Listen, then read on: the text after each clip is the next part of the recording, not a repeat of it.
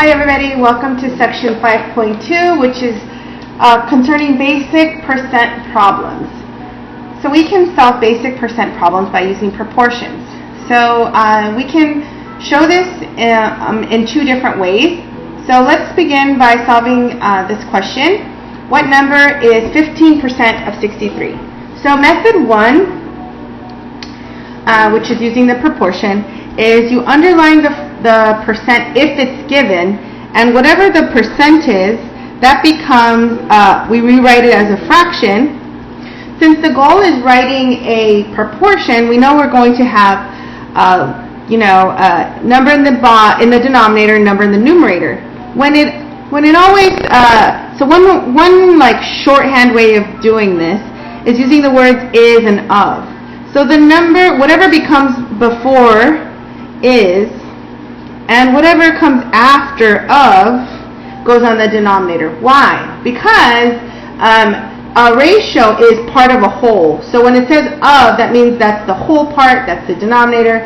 And when it's talking about is, that goes in the numerator. So in this case, x is what we're asking for. We're asking for what number is 15% of 63. So in this case, we can write 15 over 100 is equivalent to some number over 63.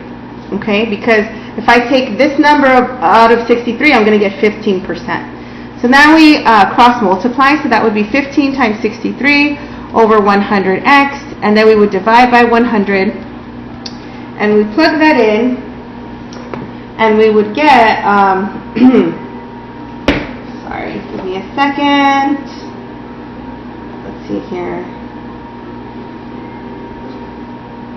15 times 63 divided by 100, 9.45. So x is equal to 9.45. So that's one way of solving this. So that's one method, right? The proportional method. And then the other way is literally direct translation. So when you say what number, so that's x, the word is means equals, 15% we express as a decimal, and the word of equals times. So direct translation. So the direct translation method, so whatever it says what or what number, that's your variable. When you see the word is, that means that that's an equal sign. Okay, when you see the word of, you can consider that a multiplication, right? So rewriting this, so x, what number is 15% of 63? So that's for this one, and then you'll get 9.45. Okay, so direct translation is easier if it's in this method, but you can also use proportions. So let's go ahead and do another problem.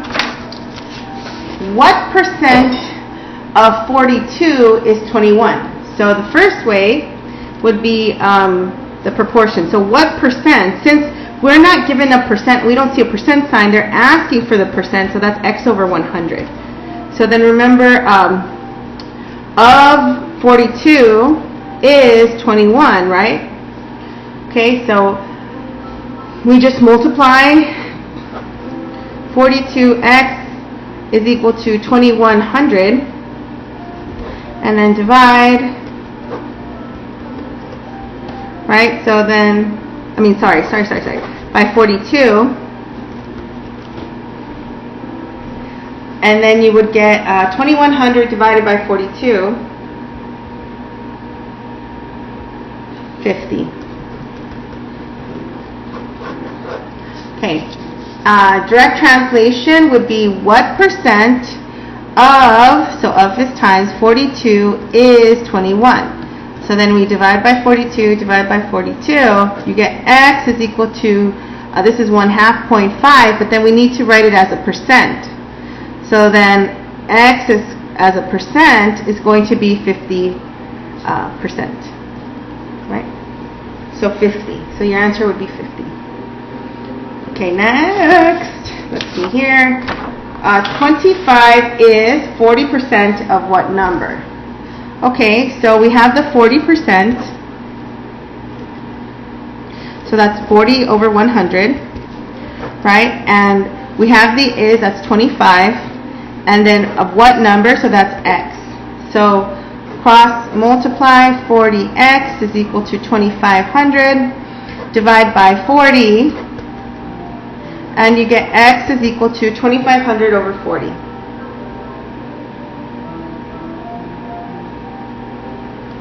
$62.5. So let's rewrite this again in the other way. 25 is 40% of what number x? So then divide by 0.40, 25 divided by 0.4, and that's 62.5. So x equals 62.5. So both methods work. Okay, let's try another one. Go ahead and now you try. I'll wait.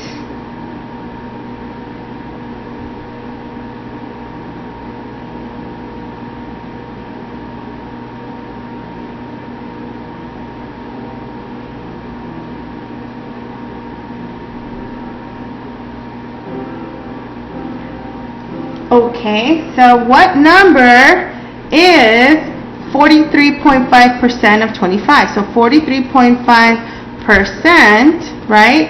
And then it says what number, that's our x, and then of 25, so there it is, so cross multiply, you get 100x is equal to 43.5 times 25,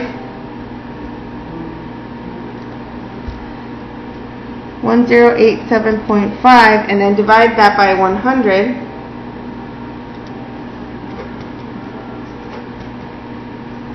x is equal to 10.875. Okay, cool. And so that's it for this section. Your homework is 5.2, 1 through 37, every other odd, and I will see you on the next video.